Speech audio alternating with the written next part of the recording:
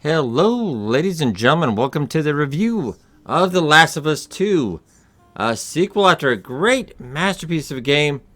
And I do have quite a bit of talk about this game as well.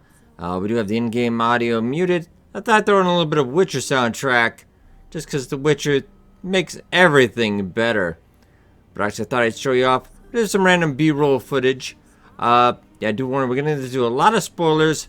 Do have a lot of talked about warning. It's going to be a little bit of a graphic video with some scenes, a little bit of violence. Yeah, under 18, beware, etc., etc., etc. I just want to show you this also well because The Last of Us 2, they never really mention. I know they didn't want to mention story spoilers, but you will be playing as Abby a good 50 to 60% of the game. It is quite a bit of a chunk. So I just wanted to realize. And a lot of people have issues with this character. I really didn't have. I'm more plot-wise, more of a character. If she wants to have muscles, go ahead. Also, pretty shitty people that DM a voice actor with death threats because of a character in the game. I mean, come on, guys. Let's grow up a little bit. But anyway, back to that. That's my little rant. So graphically, it was superb. Nothing to complain about on that end. Yeah, great world building. Yeah, graphically running the PS4 Pro, I had no issues whatsoever. Graphic loading times, etc. Loading times a bit, it wasn't that bad though, really. Did load pretty quick. I did have a lot of deaths. I don't know if there's any of this B-roll footage I'll have any, but we'll have to see. Yeah, but graphically very good. Pretty top score on that end. Music-wise, sound-wise, voice acting-wise, very good as well. That is a couple things Naughty Dog does very well. Also with the world building, very, very good. Very good. Gameplay-wise, I would not recommend this. They do have a new game plus. You start with all your abilities again. For me, guys, this was one and done. Actually, I kind of debated about reviewing this at all, because I know it's going to be a little bit of a headache. A lot of people hate on this game. I think they tend to hate on it for the wrong reasons, though. But alright. Mechanically wise, let's also talk about, they didn't add a lot to this one. Any new kind of, upgraded things. The UI is better. UI upgrades are also better on the weapons. The UI for that looks better. Yeah, but otherwise, they didn't do anything new in the wheelhouse that Last of Us 1 didn't do. And that's not really a horrible thing. Just something to be aware of if you are planning on buying it. It does do the mechanics pretty well. I will have to give deduction points, though, for the AI. Actually, just the human AI, mostly. The clicker AI, the infected. There's even a couple new enemies of the infected. Pretty good. The Rat King. That was a pretty good... There's a boss battle. Pretty good battle on that. Yeah, the infected. Pretty same mechanics. Top notch. And I do have to be really critical on this next point. The Last of Us, the original, the human AI was hot garbage. And it's a little bit worse in this one, really. I had in multiple instances of I was right in front of somebody. I ducked under a ledge, like I just ducked down. They couldn't find me. Yeah. Yeah, takedowns, very nice. Very bloody. You really can't rush any enemies in this game. They have really fast reload times. Yeah, a lot of stealth, hitting and running, etc. But they are pretty easily fooled. They don't really pursue you as a whole as well. Kind of reminds me of Last of Us 1 where Ellie would just whistle. I'd arrow a guy, and then I'd whistle, and then another one would come up. Yeah. They are, not great. The AI just did not improve at all. It actually got a little bit worse for me. So, yeah, don't expect much of a challenge. I mean, unless you don't want to cheese it, but, yeah, there was pretty much no challenge on that end. And that's me just flubbing a shot thinking I could go through that. Oh, top-notch gameplay here, ladies and gentlemen. But actually, this one, they did kind of pursue me a little bit, but... yeah, it did have a nice melee system as well. Good old choke 'em out. Very nice. But then we start to talk about the main rub of the game. And that is the plot. And oh man, do I have so much to say about the plot. One of my biggest things about it is it's very wishy-washy. The plot falls apart many a times in this game. Yes, ladies and gentlemen, the plot falls apart quite a bit. Start off, next it starts off pretty good. There does telegraph what's coming up. You do play, Abby gets introduced about 2 hours in. And you can already kind of tell what's going to happen. Like, you know why they're there. Joel was a bit of a murder machine in the first one. Oh, and a little bit of death there. Very nice. And we're back. Yeah, she did not mess around there. But yeah. So first couple hours playing Abby, and you really already kind of dislike her initially because you know, you already have a feeling it's very telegraphed. You know something bad's going to happen to Joel, and you can't avoid it. There's no multiple choices in this story. The story just plays out as it is. And yeah, Joel just does not do well. Also seen the great meme of a Joel in one. Yeah, very, very actually funny. Funny after I saw that initial scene, but very graphic, very disturbing. A character we loved, killed off, not really in a meaningful way. Just to kind of shock and awe, I think. Doesn't really propel the story. I thought we could have done better on that end. I think Joel maybe deserved it a little better. But he does have some great there's a lot of flashbacks in the game, which I often feel are weirdly paced.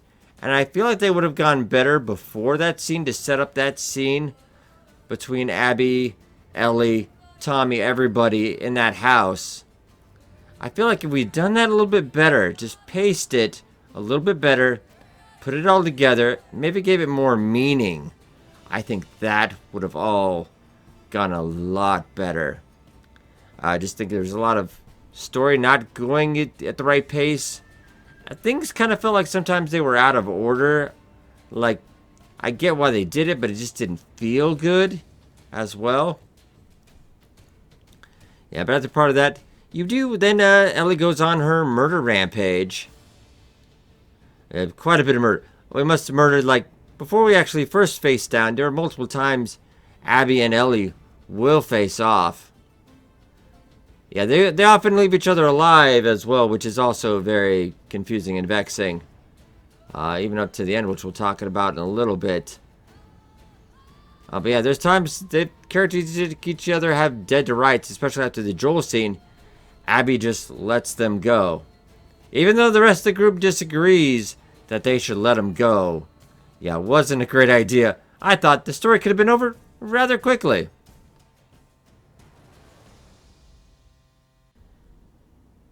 And then next, let's talk about the Dina Ellie situation.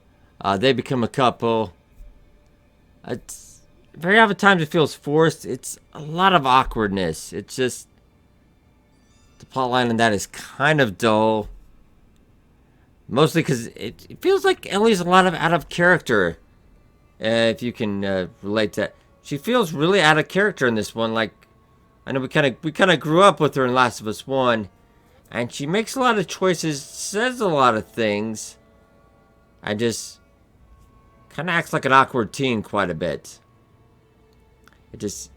Ellie's character never feels quite, at times, yes, in the flashbacks, definitely.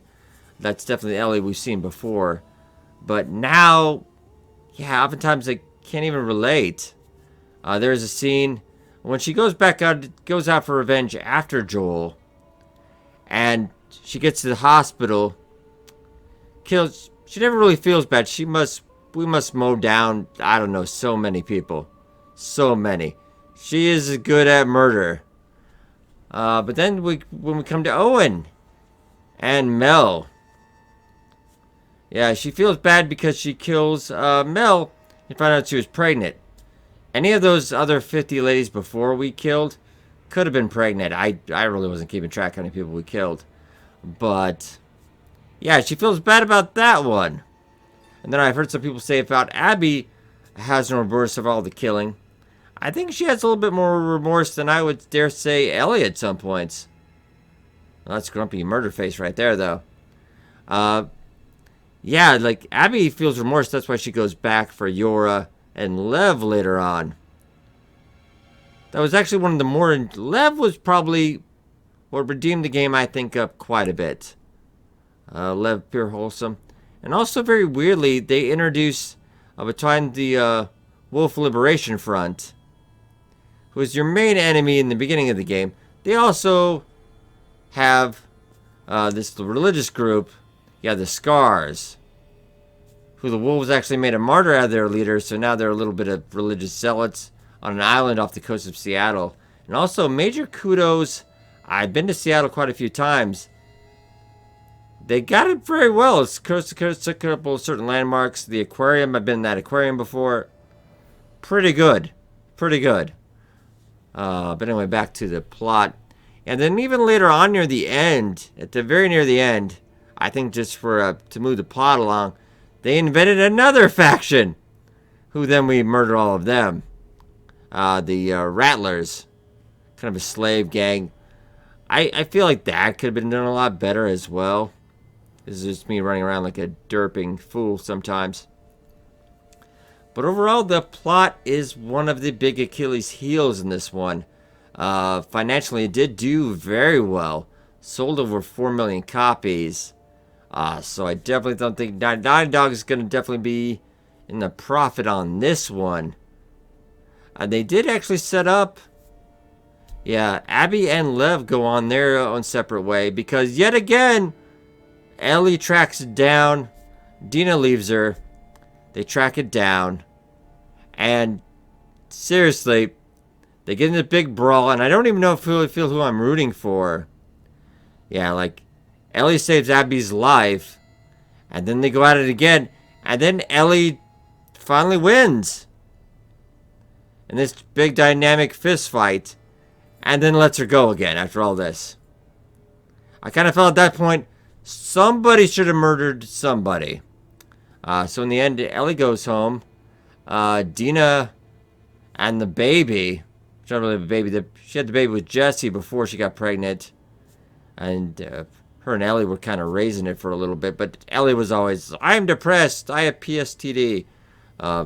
Just very awkward scenes in that as well. But as the best part of this game, though, there are Warhammer 40k miniatures. That's pretty cool. I like that. A little bit of a gaming nerd in there. I liked it. But overall, the plot is the big Achilles heel in this one. It falls flat on multiple occasions. The ending really kind of fell on its face. It does set up a little bit for Abby and Lev in another... I would almost say I'd hope they do it as a DLC, because on its own, a separate game, people are not going to like that. Just, well, more to the trolley group, but I don't think anybody's going to go for it. I think, at the end of the day, I think Last of Us 1 should have been a one-hit thing. This, good at times, bad at times. But at the end of the day, ladies and gentlemen, we will give this our final score. I do recommend it if you get it on sale. Maybe it might be on the PS Now at some point. That subscription service. You're going to feel up and down about this game quite a bit. And I did at the end. And at first, I was at one point going to give it 8 fingers out of 10 that Ellie has left at the end of this. But nah, it does have many faults. At the end of the day, this is a 7 out of 10. It's good, but the plot just does not go together well. And many times it contradicts itself, and it falls flat on its face. So it is unfortunate in that. Graphically, gameplay-wise, the AI is trash as well. But world building, great. But at the end of the day, it is a good game. But it falls flat on many fronts. Right, ladies and gentlemen. I hope you all enjoyed. Be sure to hit that like button for the review of The Last of Us 2. And I hope I never have to see that boat scene again. I'll see you guys next time.